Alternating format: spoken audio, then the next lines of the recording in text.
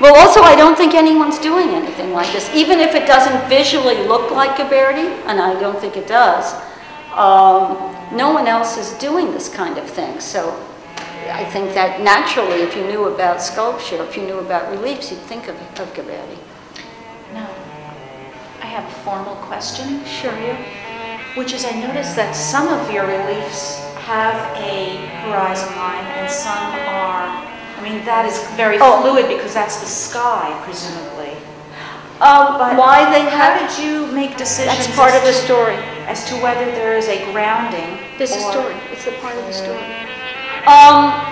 This is the birth of Jacob and Esau.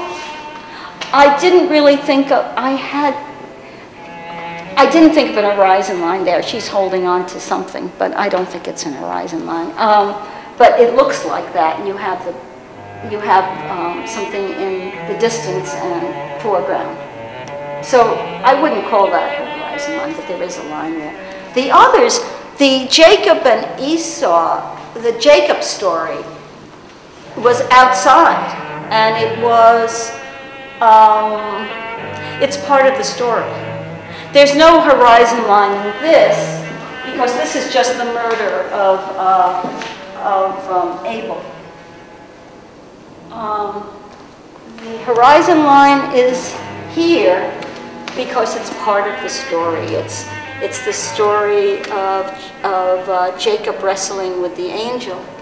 And it's outside, and it's all part of, right before he meets with Esau, I think. But also formally, are you playing with something? There is an illusion of space in this one. Right. And then you break space into this very fragmented vignettes. Because that is the story of those two brothers over a period of time. This is not. So you're saying that one moment you would create it in a more real space? That's right. Than... Yeah. And you also have something here, this was the first one, actually. This is before I decided to do the siblings. This is Abraham and Isaac. Abraham's about to sacrifice Isaac, and he's stopped by the angel. And I tried to do going back into space and so on. You see the trees, and there was a landscape there. And this one's tucked down in here. This. Yeah, that's an ass or a donkey or something. That's a donkey.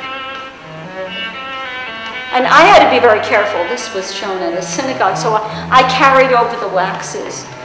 I was really nervous because I was brought up, I'm Jewish, but I was brought up very leftist, so I really don't know a lot. So I carried them over to the synagogue, and I showed them to the rabbi, and I say, is this okay? Can you show this? Because I know there's a problem with nudity and so on. This is somewhat similar but different to what I did with the Cain and Abel. It's the story of Jacob and Esau, and you have Jacob and the ladder, you have Jacob and the angel, and the death of Abraham back here, which you'd never know unless you read it or I told you. And the lentils. In this, he's selling his birthright for some lentils, and the lentils are huge, kind of big lentils. If you're going to sell your birthright, they might as well be big. Big lentils. Right. I really got into Jacob and the angel, and I love that story. I was talking to him about it on the way here. Do you know the story? Tell me. Tell me what you like about it.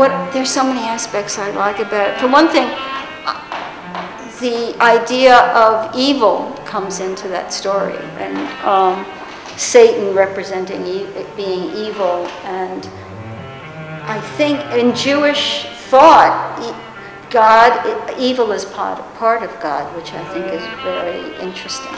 And I think in Christian thought, it's separated much more. So you have the angel who is part of God, and also the angel of Esau who represents evil as well. struggling with Jacob, and it symbolizes some kind, again, struggling your whole life to maybe overcome the evil part of you or something like that.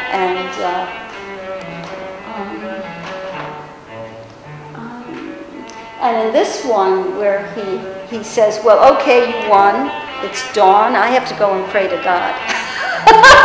He's in Satan, he's going to God, which I think is amazing. Anyway, I loved it. I still love it. And I still don't understand it totally. So you had to find physical embodiments of your story. Are there any, could you talk about No, any? they were there already. I know, but you had to visualize it. You had to make it visual. I bought all these books.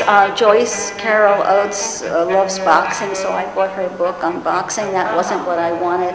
And then I got a book on street fighting, and that wasn't right either. And then I just made them up. And so that's what I was going to ask.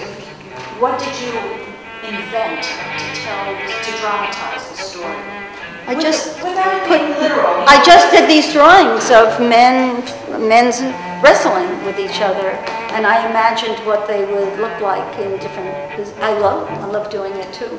I love that because working with them, and I took the clothes off because I like working with the nude body. But I think the fact that they're nude isn't what I wanted to emphasize. It was, well, I just liked the active poses these men get into, the struggle. It was great.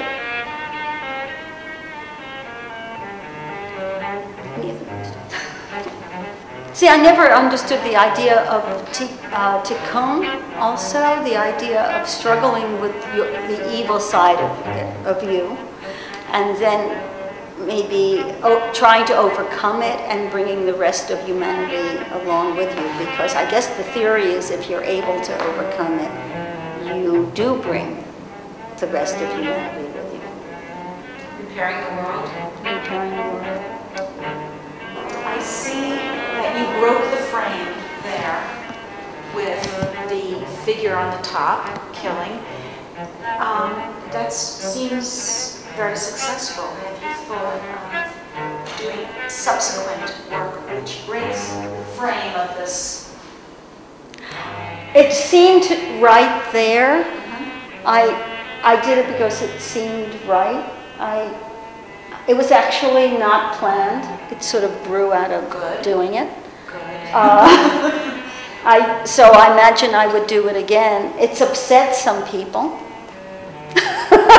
And I'm going to have somebody come tomorrow and tell me why he is upset.